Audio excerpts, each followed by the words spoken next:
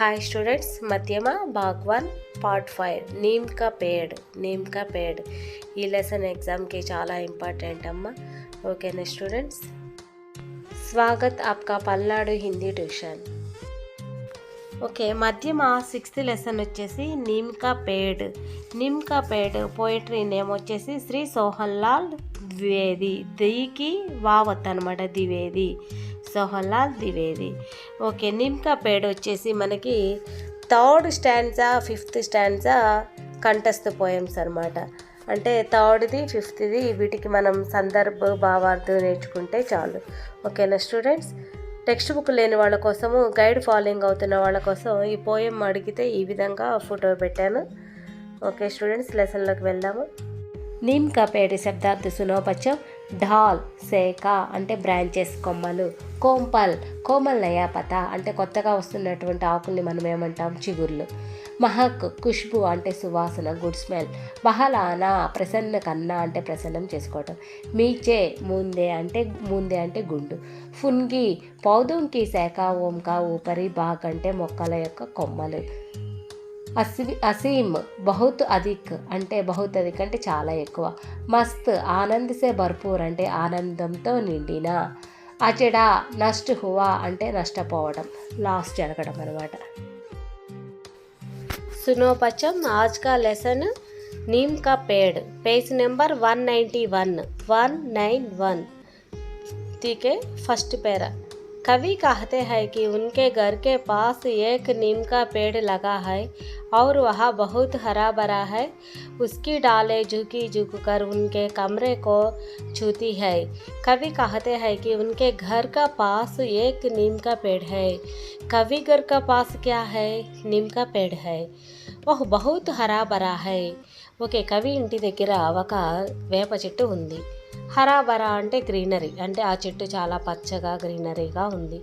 ఉస్కి ఢాలే జుకుకర్ ఉన్కే కమరే కో చూతి high అంటే ఆ చెట్టు కొమ్మలు వంగుతూ, గాలి వీచేటప్పుడు చెట్టు కొమ్మలు బాగా వంగుతాయి కదా, అట్లా ఆ చెట్టు కొమ్మలు వంగుతూ కవి కమరేకో అంటే కవి గదికి ఆ కొమ్మలు వాలుతూ ఉన్నాయి అన్నమాట. వాలుతూ మంచి గాలిని ఇస్తున్నాయి అని చెప్తున్నాడు కవి. कवि कहते हैं कि उस नीम के पेड़ में प्यारी प्यारी नई कोंपलें निकली है जो लाल तथा बैंगनी रंग में है. उन्हें देखकर उनका मन शीतल बन जाता है. कवि कहते हैं कि అంటే కవి ఏం చెప్తున్నాడంటే, ఉస్ నీమ్ కే పేడ్ మే ప్యారీ ప్యారీ నయి కోంపలేం నికలి హై అంటే ప్యారీ ప్యారీ నయి కోంపలేం నికలి హై అంటే ముద్దుగా ఉండేటువంటి కొత్తగా వచ్చిన చిగుర్లు. జో లాల్ తదా బైంగని, లాల్ అంటే ఎరుపు, బైంగని అంటే ఊదా రంగు, వైలెట్ అనమాట. ఉన్హే దేక్కర్ ఉన్కా మన్ శీతల్ బన్ జాతా హై.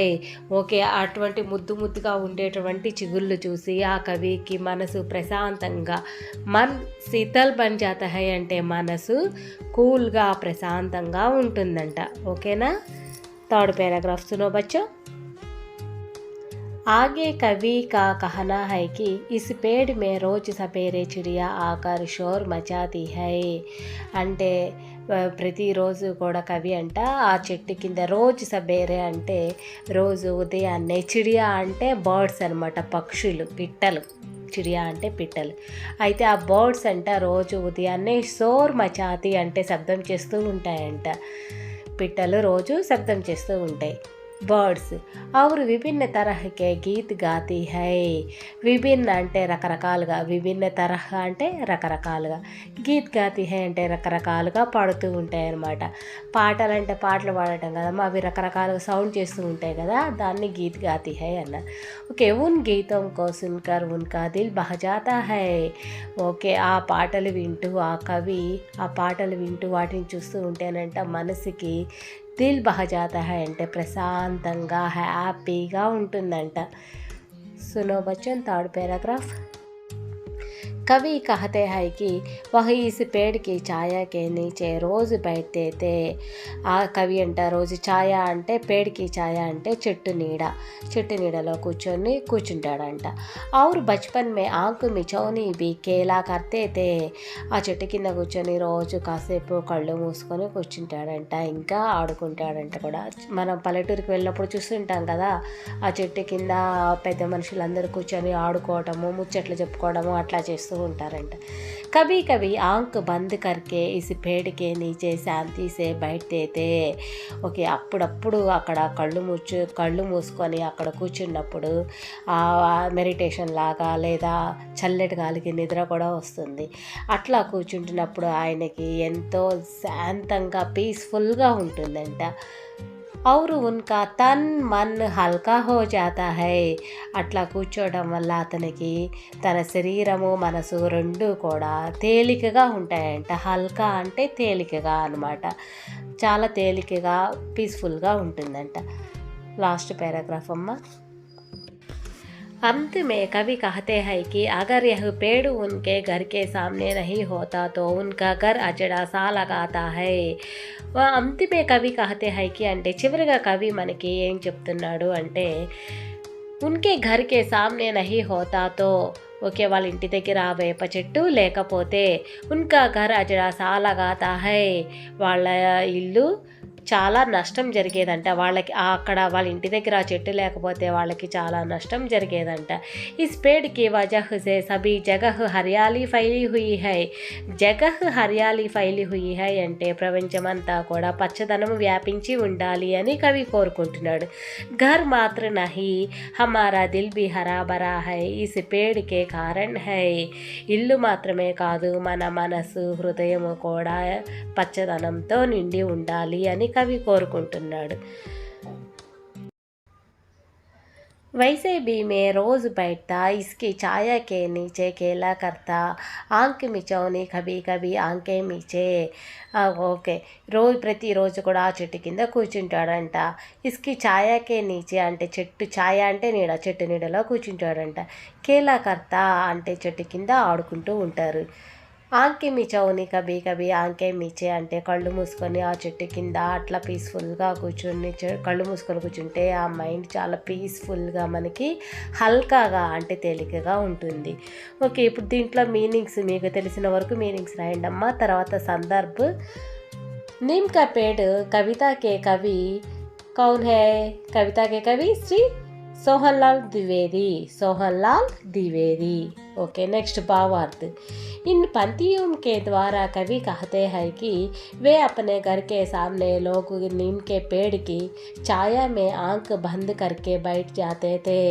इस पेड़ के पीछे छिपकर अपने दोस्तों के साथ आंख मिचौनी भी खेलते थे। రోజు మనం ఇప్పటిదాకా చెప్పుకున్న స్టోరీనే ఏంటి, ఆ చెట్టు కింద రోజు కవి మనకేం చెప్తున్నాడంటే, ఆ చెట్టు కింద రోజు మేము ఆడుకుంటాము, ఆ చెట్టు కింద రోజు కాసేపు ఫ్రెండ్స్తో కలిసి ఆడుకోవటము, కాసేపు కళ్ళు మూసుకొని మెడిటేషన్ లాగా చేస్తే చాలా పీస్ఫుల్గా ఉంటుంది అని ఈ పోయం ద్వారా కవి మనకి తెలియజేస్తున్నాడు। कैसे धन्यवाद दूँ उसको जिसने है यह नीम दिया, मुझको अपना पुत्र मानकर मेरा उपकार असीम किया। అంటే నేను ఏ విధంగా ధన్యవాదాలు తెలియజేసుకోవాలి, వేప చెట్టుని ఇచ్చినందుకు, తన కొడుకుగా భావించి నాకు ఇంత మేలు చేసినందుకు నా కృతజ్ఞతలు అని దేవుడికి కవి కృతజ్ఞతలు తెలియజేస్తున్నాడు అనమాట। ఓకే, దీనికి సంబంధించిన మీనింగ్స్ రాయండి అమ్మ మీకు తెలిసినన్ని। నెక్స్ట్ సందర్భ, నీమ్ కా పేడ్ కవితకే కవి श्री सोहनलाल द्विवेदी। ओके, नेक्स्ट भावार्थ, भगवान को कवि धन्यवाद देते हुए कहते हैं कि उन्होंने कवि को अपना पुत्र मानकर नीम के पेड़ दिया है, यह उनका बहुत बड़ा उपकार है। ఈ కవిత యొక్క సారాంశం ఏంటంటే, నాకు ఇంత మంచి వేప చెట్టు ఇచ్చి ఇంత మంచి ఉపకారం చేసినందుకు నేను దేవుడికి ధన్యవాదాలు తెలియజేసుకుంటున్నాను అని కవి మనకి తెలియజేశాడనమాట। ఓకే, ఈ రెండు పద్యాలు సారాంశాలు మీరు జాగ్రత్తగా నేర్చుకోండి అమ్మా। ఓకే, ఈ లెసన్ నుంచి మీకు ఖచ్చితంగా ఒక క్వశ్చన్ ఎగ్జామ్కి వచ్చిద్దమ్మా। सुनो बच्चों, फर्स्ट क्वेश्चन। रोज सवेरे चिड़िया कवि को कैसे आकर्षित करती है? ప్రతిరోజు కవిని పక్షులు ఏ విధంగా ఆకర్షిస్తున్నాయి? रोज सवेरे चिड़िया पेड़ पर बैठकर शोर मचाकर तथा गीत गाकर कवि को ఆకర్షిत करती है। ప్రతిరోజు ఉదయాన్నే పక్షులు ఆ చెట్టు మీద కూర్చొని అరుస్తూ ఉంటాయి. షోర్ మచాకర్ అంటే అరవటము, గీత్ గాకర్ అంటే పాటలు పాడుతూ ఉండటం వల్ల ఆ పక్షులకి బాగా ఆకర్షితుడయ్యాడు కవి. సెకండ్ క్వశ్చన్, नीम के पेड़ के प्रति कवि का विचार क्या है? ఓకే, నీమ్ కా పేड़ కవి యొక్క అభిప్రాయం ఏమిటి? नीम का पेड़ पाकर कवि अपने आप को बहुत ధన్య మహసూస్ కర్తే హై. ఇంత మంచి వేప చెట్టు ఇచ్చి ఇంత మంచి ఉపకారం చేసినందుకు మేము భగవంతునికి ధన్యవాద్ మహసూస్ అంటే కృతజ్ఞతలు తెలియజేస్తున్నాను. थर्ड क्वेश्चन, कवि नीम का पेड़ कविता के द्वारा पर्यावरण संबंधी कौन सा संदेश देती है? नीम का पेड़ పోయం ద్వారా పర్యావరణానికి సంబంధించి కవి మనకి ఎటువంటి సందేశాన్ని తెలియజేశారు? कवि के घर के सामने लगे नीम के पेड़ के कारण चारों ओर हरियाली फैली हुई है, जिसमें पर्यावरण रम्य दिखाता है तथा शब्द हवा मिलती है.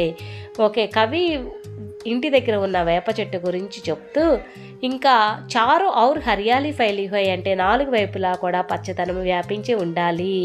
పర్యావరణ రమ్య దిఖాతా హై, నా ప్రపంచమంతా కూడా పచ్చదనంతో నిండి ఉంటే చూడటానికి సుందరంగా ఉంటుంది, ఇంకా మనకి మంచి గాలి కూడా దొరుకుతుంది అని కవి మనకి తెలియజేశాడు.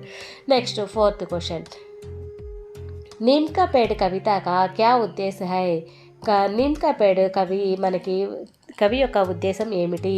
इस कविता के द्वारा कवि यह कहना चाहते हैं कि पर्यावरण रक्षा के लिए हमें ज़्यादा पेड़ लगाना चाहिए. కవి యొక్క ఉద్దేశం ఏమిటంటే వేప చెట్లు నాటడం వలన మనకి చాలా మంచి ప్రయోజనాలు కలుగుతాయి అని కవి తెలియజేస్తున్నాడు. స్టూడెంట్స్, ఈ లెసన్ విన్న వాళ్ళు ఖచ్చితంగా లైక్ కొట్టండి, షేర్ చేయండి, సబ్స్క్రైబ్ కూడా చేసుకోండి. ఓకేనా students? Thanks for watching students.